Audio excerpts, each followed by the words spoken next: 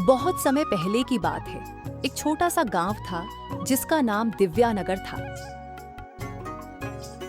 यह गांव अपनी शांति, आपसी सौहार्द और सरल जीवन शैली के लिए जाना जाता था।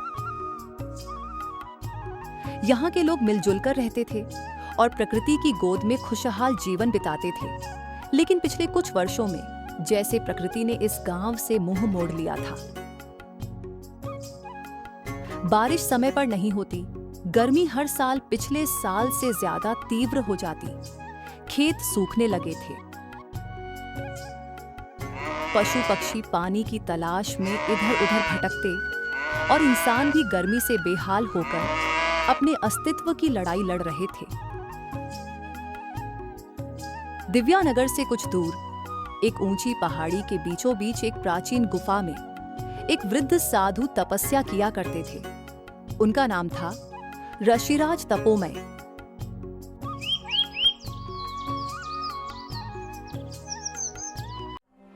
ऋषिराज तपोमय वर्षों से अपने तप से पहाड़ की कठोर जलवायु को सहन कर रहे थे। उन्हें न कोई लोभ था, न मोह, केवल साधना और आत्मिक शांति की तलाश उनका जीवन लक्ष्य था।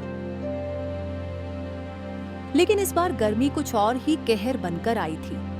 तपोमय आर्षि की साधना में भी अब बाधा पड़ने लगी थी। शरीर शिथिल हो रहा था, कंठ सूख रहा था। उन्होंने ईश्वर से प्रार्थना की, हे प्रभु, यह कैसी अग्नि परीक्षा है? क्या मेरी साधना इतनी क्षीण थी कि अब यह तन मेरा साथ नहीं दे पा रहा? उन्हें समझ आ गया कि अब गुफा में रहना उनके जीवन के लिए खतरा बन चुका है। उन्होंने तय किया कि अब गांव जाकर सहायता मांगनी पड़ेगी।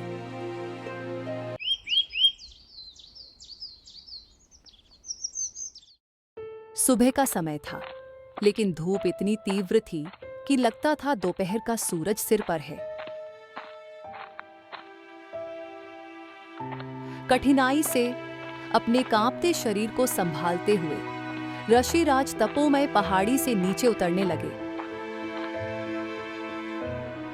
रास्ते में उन्हें एक युवक मिला, एक चरवाहा जिसका नाम था मधुवन। वह अपनी भेड़ें चराने जा रहा था। ऋषिराज बोले, हे पुत्र, क्या तुम्हारे पास कुछ जल है? मेरा कंठ सूख गया है। मधुवन असमंजस में पड़ गया। उसके पास केवल एक छोटा सा मशक था जो पूरे दिन के लिए काफी मुश्किल से चलता था। परंतु कुछ सोचकर उसने मशक में से थोड़ा पानी निकालकर ऋषिराज को दे दिया। बाबा, यह लो। मेरे पास ज्यादा नहीं है, लेकिन जितना है वह आपके लिए समर्पित है।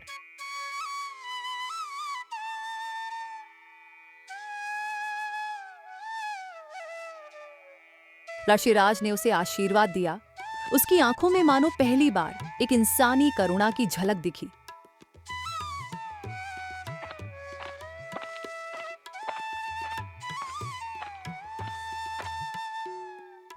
ऋषिराज जब दिव्यानगर पहुंचे तो देखा कि गांव की स्थिति भीषण थी। एकमात्र कुआं भी सूखने के कगार पर था। लोग परेशान थे, पशु व्याकुल थे और हर ओर बेचैनी थी।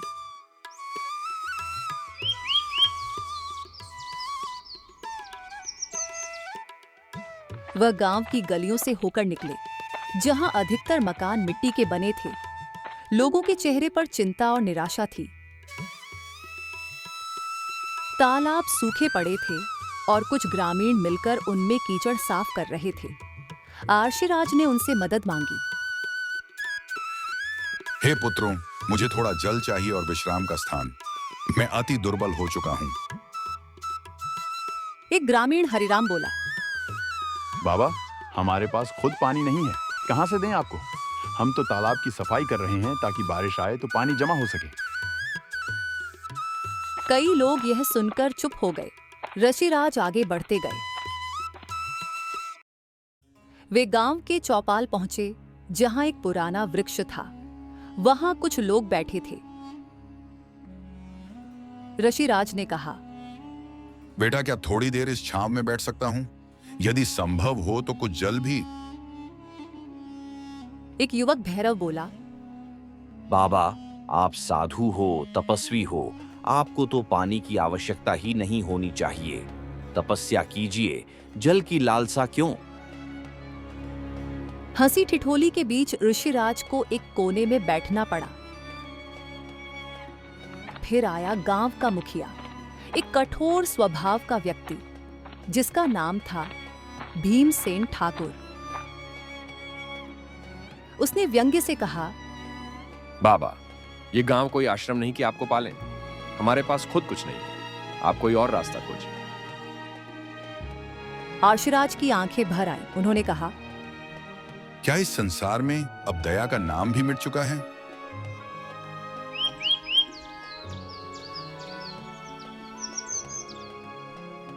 सुबह का समय था। ऋषिराज मदद के लिए हर घर गए, लेकिन उन्हें हर द्वार से निराशा मिली। फिर वे एक छोटे बगीचे की ओर बढ़े जहां कुछ छाया थी। वहां उन्हें एक युवती वसुंधरा मिली जो लकड़ियों का गट्ठर उठा रही थी। उन्होंने फिर एक बार जल मांगा। वसुंधरा बोली, बाबा, इच्छा तो है, पर मैं केवल एक मटकी ही भर पाती हूँ, बड़ी कठिनाई से। माफ कीजिए। ऋषिराज उस बगीचे में बैठकर रो पड़े।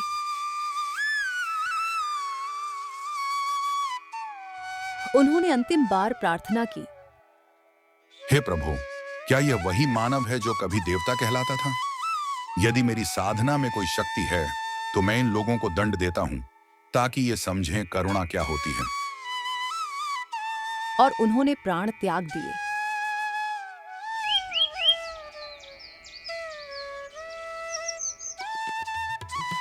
गांव वालों ने देखा कि बाबा अब नहीं रहे। कुछ ने मजाक उड़ाया, कुछ चुपचाप निकल गए।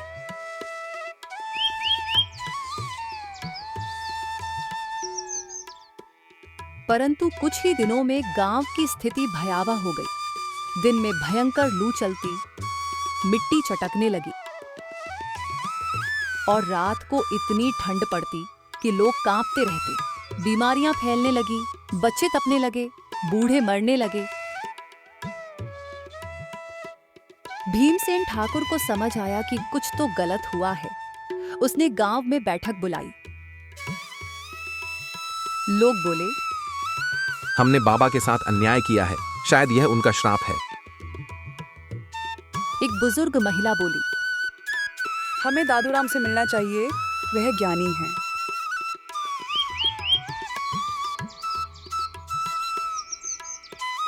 दादूराम ने सुनकर कहा, अगर तुम सच में पछताते हो तो सबसे पहले ऋषिराज का अंतिम संस्कार करो और शपथ लो कि आगे किसी असहाय को निराश नहीं करोगे। लोग बगीचे पहुंचे। बाबा का शव अब भी पड़ा था। उन्होंने विधिवत संस्कार किया और मन से क्षमा मांगी। भीमसेन ठाकुर ने रोते हुए कहा, बाबा, क्षमा कीजिए, अब हम बदल चुके हैं।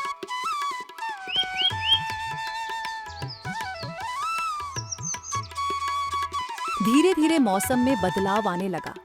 गर्मी कम हुई, ठंड भी घटने लगी, फसलें फिर से उगने लगी। और सबसे बड़ी बात, गांव वालों के मन में करुणा लौट आई। इस कहानी से हमें यह सीखने को मिलता है कि मानवता, करुणा और संवेदनशीलता ही एक समाज की असली पहचान होती है। तपस्वी ऋषिराज की मृत्यु भले ही दुखद रही, लेकिन उनकी चेतावनी ने गांव को एक नया जीवन दे दिया।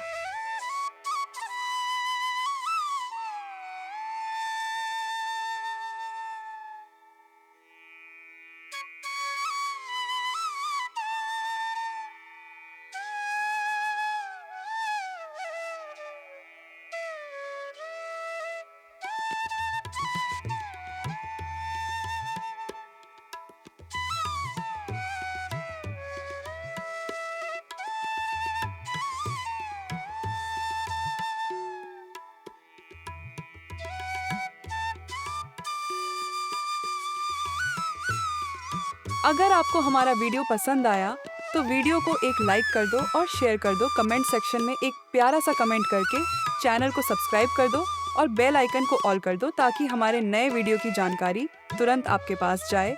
धन्यवाद।